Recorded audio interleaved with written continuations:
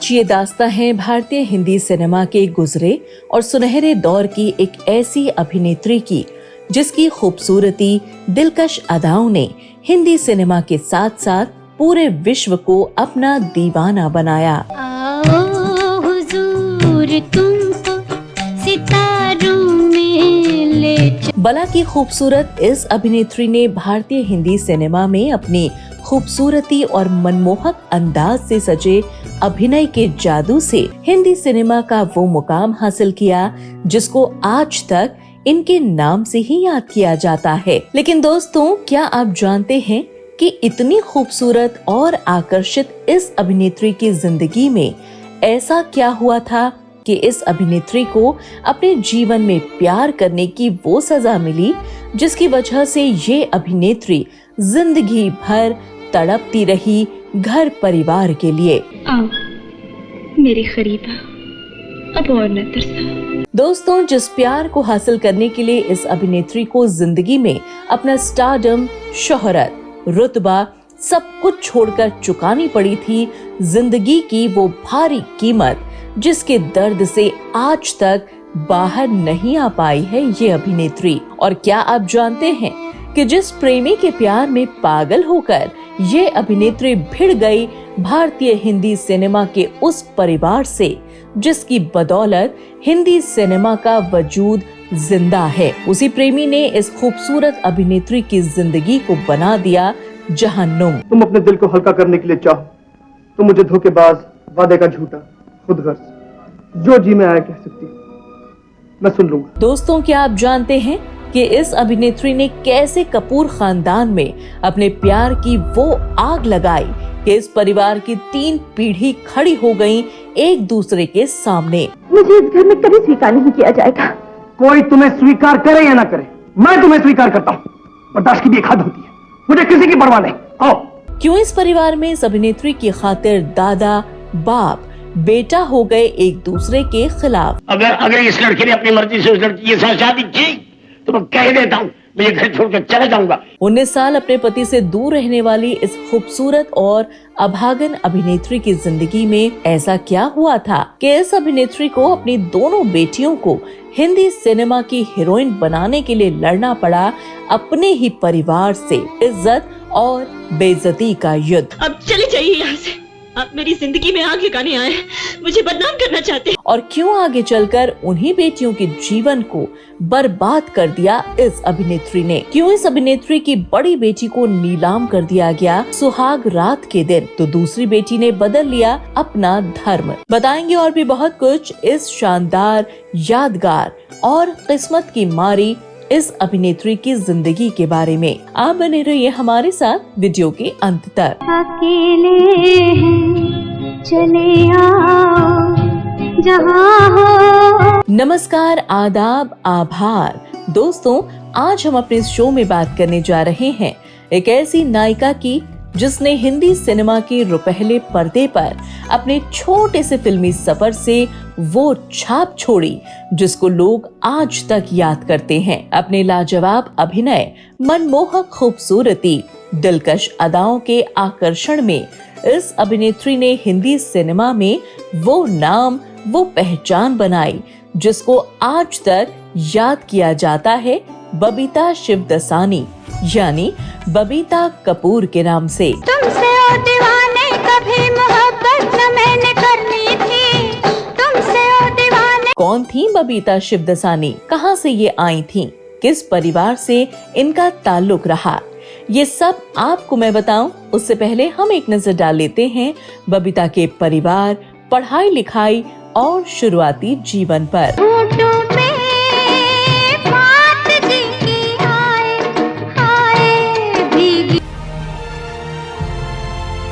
नमस्कार, आप सभी का स्वागत है बॉलीवुड नॉवेल के इस एपिसोड में। कजरा मोहब्बत वाला अखियों में ऐसा डाला कजरे ने। बबीता शिवदसानी का जन्म 20 अप्रैल 1948 को पाकिस्तान के कराची में एक सिंधी परिवार में हुआ था। इनके पिता का नाम हरीश शिवदसानी था जो भारतीय हिंदी सिनेमा में एक जाना माना चेहरा रहे हैं। बबीता की मां का नाम बारबरा था जो कि एक ब्रिटिश ईसाई थीं। बारबरा ने 2 बेटियों बबीता और मीना को जन्म दिया था। जहां बबीता आगे चलकर खूबसूरत अभिनेत्री बनी तो दूसरी बहन एक फैशन डिजाइनर बनी।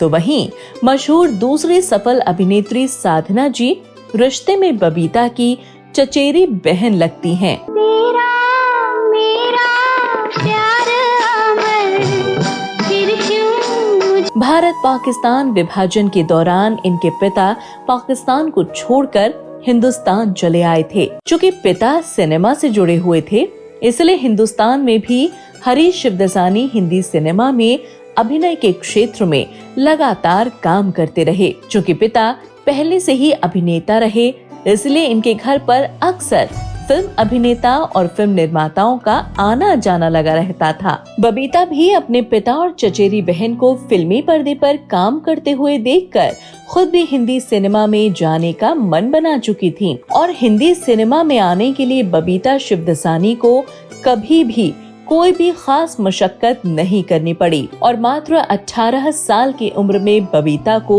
हिंदी सिनेमा में कदम रखने का मौका मिल गया। दरअसल बबीता के घर पिता हरीश शिवदसानी की वजह से अक्सर फिल्मी हस्तियां मिलने आया जाया करती थीं और इसी मुलाकात के दौर में एक बार फिल्म निर्माता जीपी सिप्पी बबीता के घर आए और यहाँ जीपी सिप्पी की नजर पहली बार बबीता के ऊपर पड़ी। बबीता के रंग रूप और खूबसूरती से जीपी सिप्पी इतने प्रभावित हुए कि उन्होंने कुछ भी नहीं सोचा और बबीता को अपनी फिल्म राज के लिए राजेश खन्ना के साथ एक अभिनेत्री के तौर पर साइन कर लिया। लेकिन दोस्तों, राज फिल्म को बनने में कुछ समय ज्यादा लग गया था, लिहाजा बबीता को इस फिल्म से पहले फिल्म 10 लाख में काम करने का मौका मिल गया। गरीबों की सुनो, वो तुम्हारी सुनेगा गरीबों। और साल 1966 में रिलीज हुई यही फिल्म बबीता के करियर की पहली फिल्म भी बनी। हालांकि बबीता की ये फिल्म उनको वो पहचान नहीं दिला पाई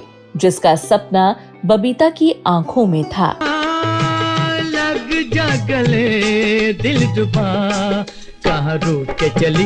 इस फिल्म की असफलता के बाद 1968 में बबीता की पहली साइन की हुई फिल्म राज भी रिलीज हुई। दिल संभाले संभलता नहीं आज तो पास आने। लेकिन दुर्भाग्यवश इस फिल्म का भी हाल पहली फिल्म जैसा ही रहा और ये फिल्म भी कोई कमाल नहीं दिखा पाई। फिल्म भले ही नहीं चली, लेकिन बबीता को और उनके अभिनय खूबसूरती को दर्शकों ने खूब पसंद किया। मेरे हमराज मुझे तुमने वही। लगातार 2 फिल्मों की असफलता के बाद बबीता एक बार फिर से नजर आई फिल्म अभिनेता जितेंद्र के साथ फिल्म फर्ज में। तुमसे ओ दीवाने कभी मोहब्बत मैंने करनी थी, मगर मेरे दिल। ये फिल्म उस दौर में एक सफल फिल्म बनी, लेकिन इस फिल्म की कामयाबी का सारा श्रेय और वाहवाही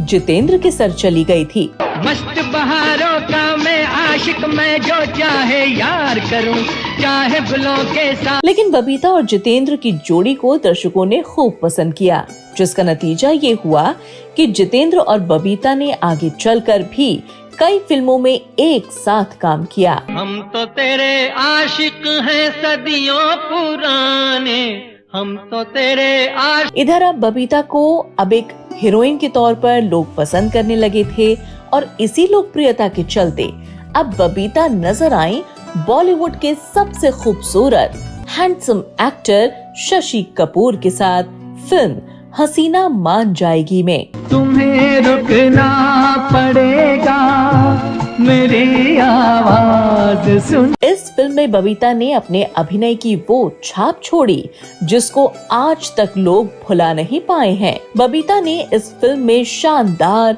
और यादगार अभिनय किया था। इस फिल्म के सभी गीत बेहद लोकप्रिय थे, जिनको आज भी सुना जाता है। ओ दिल भर जानिए तेरे हैं हम तेरे। ये फिल्म उस समय की, उस साल की 10 सुपरहिट फिल्मों में से एक फिल्म थी। इसके बाद बबीता के फिल्मी सफर में आई वो फिल्म जिसकी कामयाबी ने बबीता को हिंदी सिनेमा की एक स्टार नायिका बना दिया था और वो फिल्म थी डोली। डोली चढ़ के दुल्हन ससुराल चली, डोली चढ़ के। इस फिल्म में बबीता को एक बार फिर से साथ मिला था राजेश खन्ना का। ये फिल्म बबीता के साथ साथ राजेश खन्ना के शुरुआती दिनों की सोलो हिट फिल्म मानी जाती है। इस फिल्म में बबीता की अदाकारी को खूब पसंद किया गया। देखिए, आप तो पढ़े लिखे नौजवान हैं। सोचिए कि एक न एक दिन ये पता चल ही जाएगा कि मेरे पिता बेगुनाह हैं। फिर आप बड़ों की बातों में आकर मेरी खुशियों पर पानी फेरकर क्यों जा रहे हैं?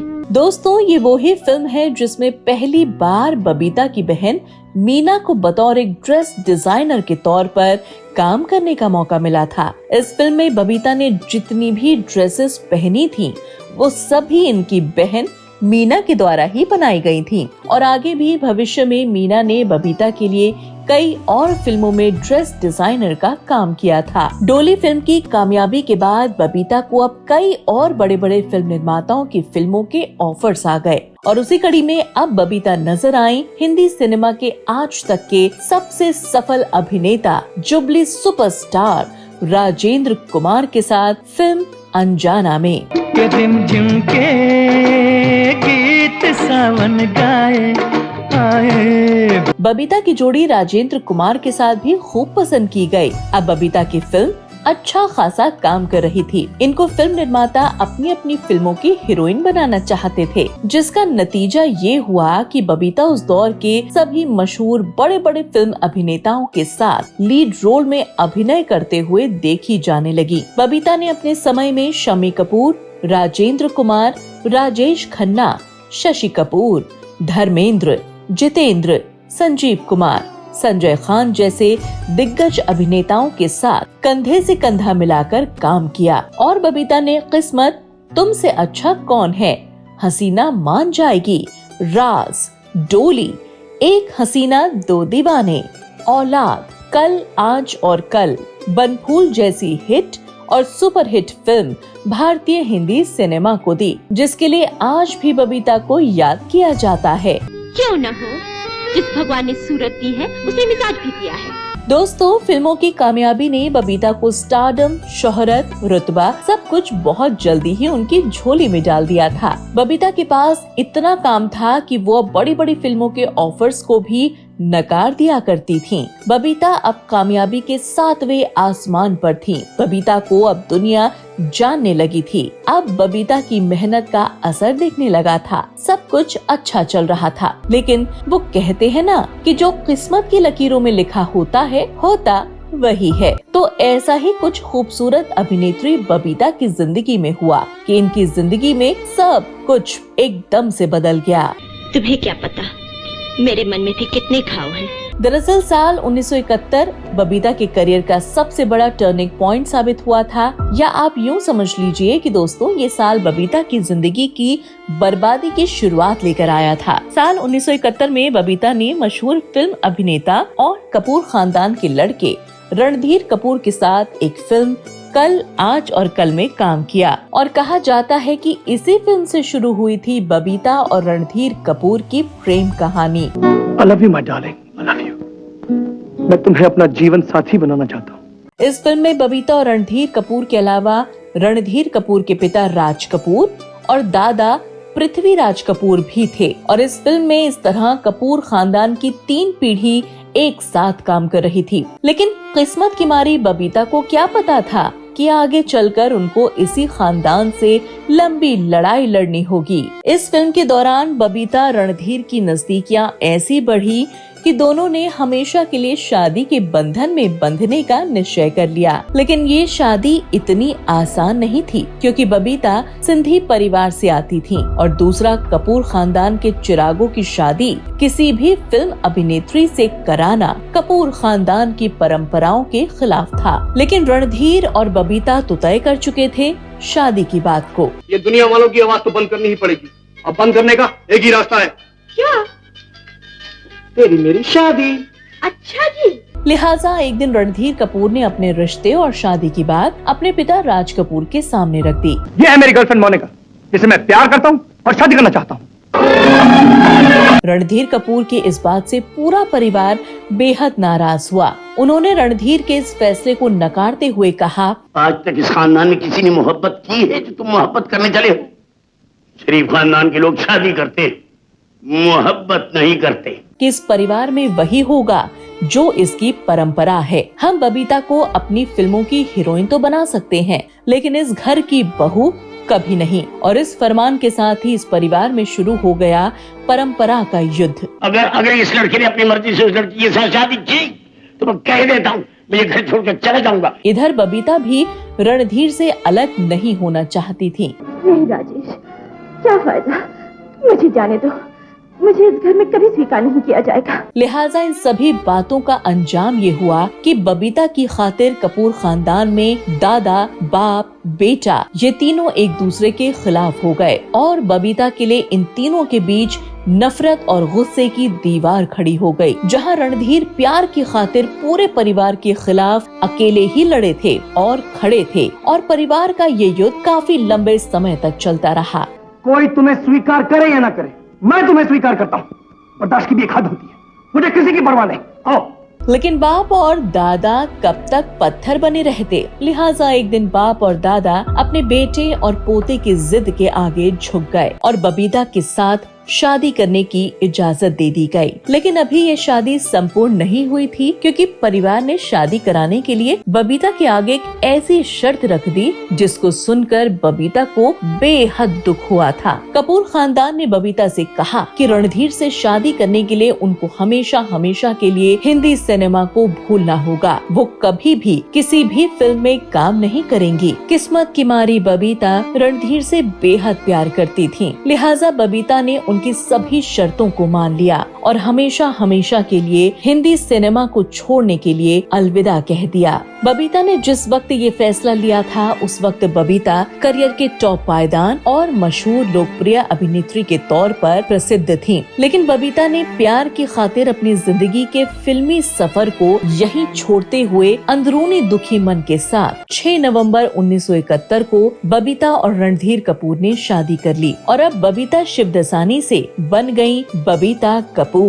फूलों का सेहरा बांधने के लिए राज कपूर रणधीर कपूर को ला रहे हैं। बेहद शानदार तरीके से ये शादी हुई। इस शादी में हिंदी सिनेमा के कई नामी गिरामी अभिनेता और अभिनेत्रियां शरीक हुए। बबीता ने अपने हिंदी सिनेमा के सफर में मात्र 19 फिल्में ही की और इसके बाद इनका फिल्मी सफर यहीं खत्म हो गया। बबीता की आखिरी फिल्म सोने के हाथ थी, जो साल 1973 में रिलीज हुई थी। सहेली पूछूं एक पहेली, सहेली पूछूं एक पहेली। दोस्तों, जिस प्यार और शादी के लिए बबीता ने अपना स्टारडम तक छोड़ दिया, उसी प्यार और शादी के संबंध ने बबीता की जिंदगी में समस्याओं की एक गहरी नींव रखने का काम किया। बबीता का हिंदी सिनेमा का फिल्मी सफर तो पहले ही अंधकार में डूब चुका था। बबीता जिस उम्मीद के साथ कपूर खानदान की बहू बनी थी, अब उन उम्मीदों के टूटने का समय नजदीक आ चुका था। दोस्तों, शादी के बाद बबीता को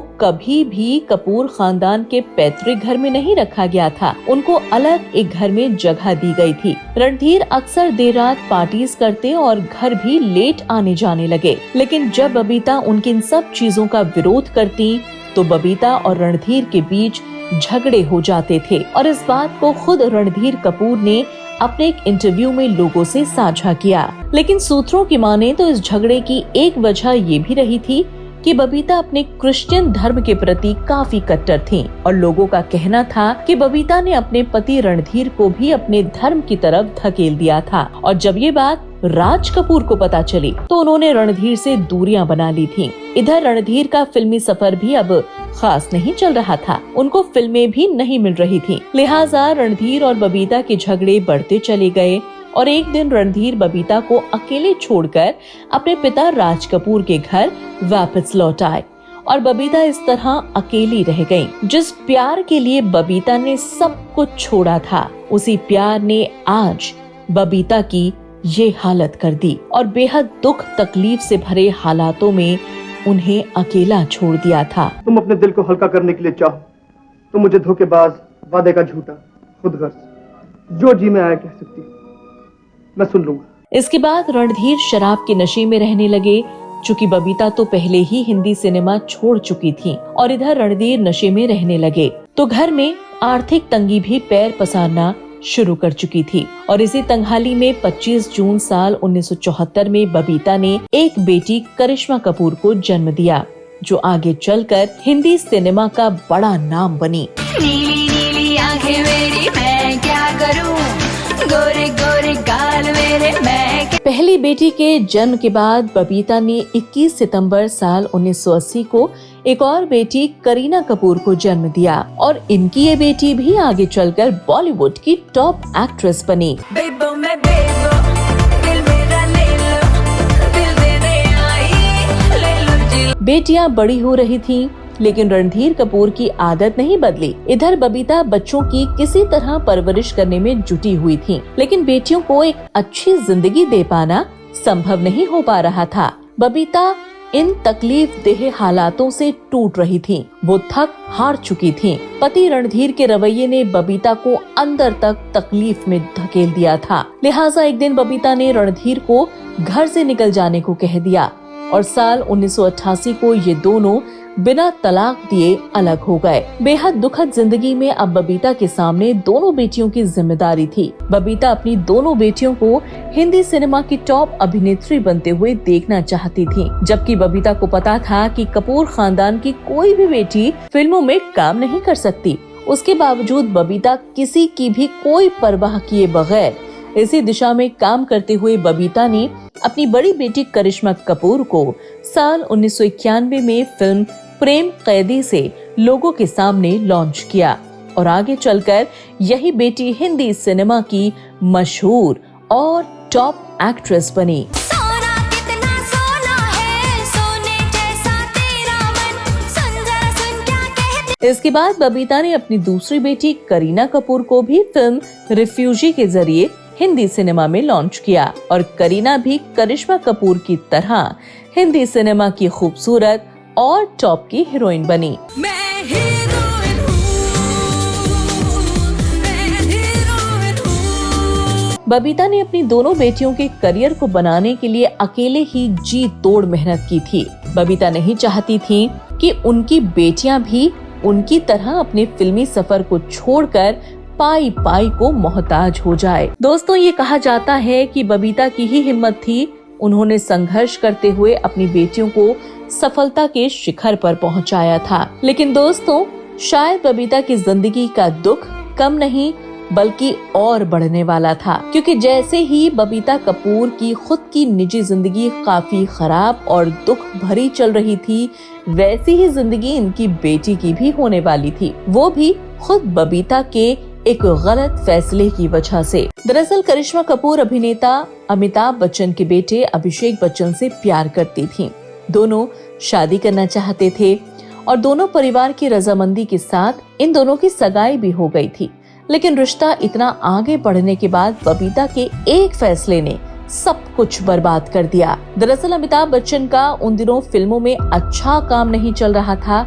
उनको व्यापार में काफी नुकसान हुआ था, जिसकी वजह से अमिताभ बच्चन आर्थिक तंगी में आ गए थे और उधर अभिषेक बच्चन भी फिल्मों में वो नाम शोहरत हासिल नहीं कर पा रहे थे। लिहाजा इन सब बातों को देखते हुए बबीता ने अंतिम समय में इस सगाई को तोड़ दिया। हालांकि जया बच्चन और अमिताभ बच्चन ने इस रिश्ते को बनाए रखने की काफी कोशिशें की, लेकिन शायद करिश्मा का जीवन तो अपनी मां के फैसले की भेंट चढ़ना लिखा था। बबीता चाहती थी कि उनकी बेटी किसी रईस खानदान में शादी करके आगे बढ़ जाए और हुआ भी कुछ ऐसा ही। सगाई टूटने के बाद मात्र 1 साल के अंदर ही मां की बात मानकर करिश्मा ने दिल्ली के एक बड़े बिजनेसमैन संजय कपूर से 29 सितंबर साल 2003 को शादी कर ली। हालांकि करिश्मा कपूर के पति संजय कपूर की ये दूसरी शादी थी। इस शादी से करिश्मा को बेटी समायरा और बेटा कियान हुए। कुछ समय तक तो सब कुछ ठीक ठाक चला, लेकिन कुछ सालों के बाद करिश्मा कपूर और संजय के बीच झगड़े की बात सामने आने लगी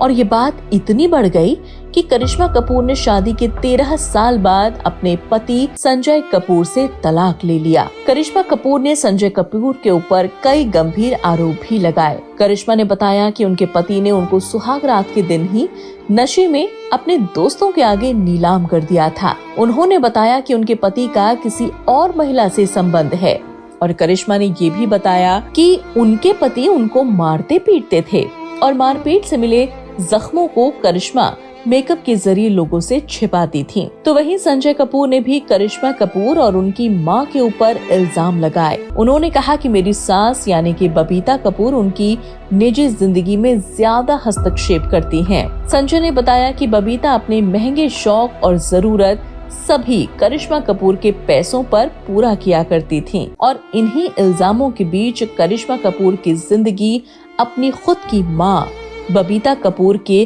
गलत फैसले की भेंट चढ़ गई। बबीता को अपने इस फैसले के लिए जिंदगी भर शायद अफसोस रहेगा। अब चले जाइए यहाँ से, आप मेरी जिंदगी में आग लगाने आए हैं, मुझे बदनाम करना चाहते हैं। तो वहीं बबीता की दूसरी बेटी करीना कपूर ने अपनी मर्जी से फिल्म अभिनेत्री शर्मिला टैगोर के बेटे सैफ अली खान से धर्म बदलकर शादी कर ली। हालांकि सैफ अली खान करीना कपूर से उम्र में 13 साल बड़े हैं। नजरों से नजरें मिली तो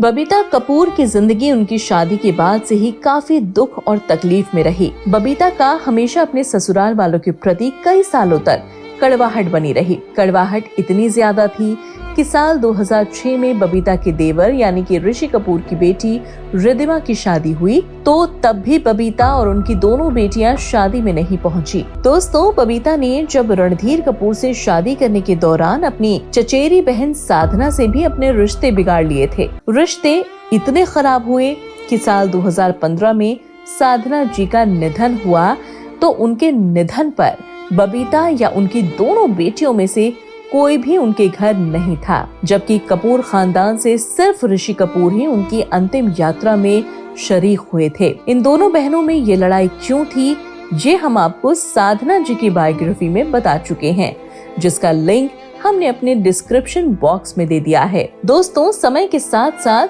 कई गहरे जख्म सूख जाया करते हैं। धीरे धीरे बबीता की भी कड़वाहट कम हुई। साल 2007 में बबीता और रणधीर के बिगड़े रिश्तों में भी सुधार आया और ये दोनों एक बार फिर से सब कुछ भुलाकर एक साथ रहने लगे। बबीता और रणधीर शादी के बाद लगभग 34 साल एक दूसरे से अलग अलग रहे, लेकिन गुजरते समय के साथ अब ये परिवार और इनके रिश्ते सुधर रहे हैं और अब बबीता कपूर और उनकी दोनों बेटियां भी पूरे कपूर खानदान के साथ दिखाई देती हैं और उनके सभी समारोह में भी नजर आती हैं। इसका जीता जागता प्रमाण मिलता है ऋषि कपूर के बेटे रणबीर कपूर और आलिया भट्ट की शादी से, जहां ये पूरा कपूर खानदान एक साथ तस्वीरों में कैद हुआ था।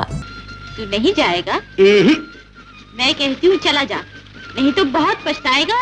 जब पछताने का समय आएगा तो पछता लूंगा, अभी तो बड़े मजे में हूँ। दोस्तों, ये था बबीता कपूर का पूरा जीवन, जिसको हमने आपके सामने रखा है। ये वही बबीता कपूर थी जिन्होंने प्रेम की खातिर अपने सुख चैन में खुद ही आग लगा ली। इसी प्रेम की खातिर कपूर खानदान की वर्षों पुरानी एक झूठी परंपरा को तोड़कर अपना घर बसाया, लेकिन इसी घर को बबीता ठीक से संभाल नहीं पाई और बबीता की जिंदगी बेहद संघर्षपूर्ण और दुख तकलीफों से भर गई। इस जीवन में बबीता को कभी भी पति का सुख नहीं मिला और ये हमेशा ही अकेले जिंदगी की लड़ाई लड़ती रही, जिसमें बबीता के कई लोगों के साथ अच्छे रिश्ते बने तो कई लोगों को बबीता ने रुस्वा भी किया। दोस्तों, आपको क्या लगता है कि बबीता कपूर ने अपनी जिंदगी में सबसे बड़ी गलती क्या की थी, जिसकी वजह से ये कभी भी कोई भी सुख नहीं भोग पाए? आप अपनी बात और अपनी राय हमें कमेंट करके जरूर बताइएगा। आज बबीता अपने परिवार के बीच में हैं, वो रणधीर कपूर के साथ हैं और गुजरे समय में हंसी खुशी अपने जीवन को गुजार रही हैं। भौरे की गुंजन है मेरा दिल, कब से संभाले। तो दोस्तों, ये तो था बबीता कपूर का पूरा जीवन, जिसको हमने आपके सामने रखा। आप बबीता कपूर को लेकर क्या सोचते हैं या बबीता कपूर को सलाह क्या देना चाहते हैं, हमें कमेंट करके जरूर शेयर करें। दोस्तों, आज भले ही बबीता कपूर हिंदी सिनेमा का हिस्सा नहीं है, लेकिन उनकी फिल्में, उनकी फिल्मों का संगीत हमेशा उनको लोगों के दिलों में जिंदा रखेगा। हमने अपनी इस बायोग्राफी के जरिए बबीता कपूर के नाम पर वर्षों से जमा धूल को हटाने का काम किया है। मैं उम्मीद करती हूँ कि आप इस वीडियो को ज्यादा से ज्यादा लोगों के साथ शेयर करके बबीता कपूर को वो सम्मान और मान जरूर दिलाएंगे जिसको शायद दुनिया ने कहीं खो दिया था। दोस्तों, बॉलीवुड नॉवेल की टीम और मैं खुद बबीता कपूर के अच्छे स्वास्थ्य और जीवन की कामना करती हूँ।